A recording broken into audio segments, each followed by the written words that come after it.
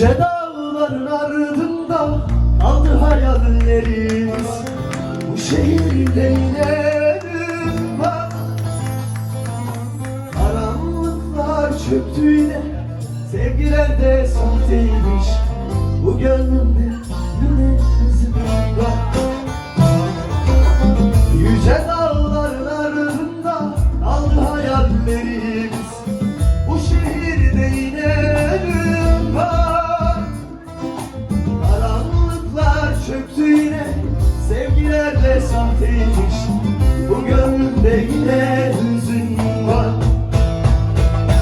Bundan böyle yolu yok, kollarım çürüdü.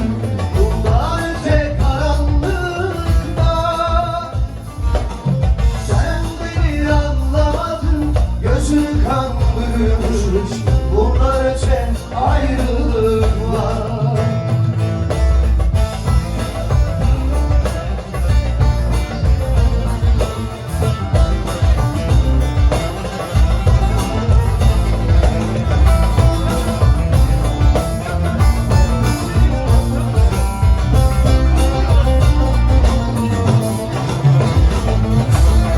Yüreğimi yakıyorsun o güzel gözlerinle. Bakışlarında bir umut var. Sürgün edildiğim yerde kanatlarım kırıldı.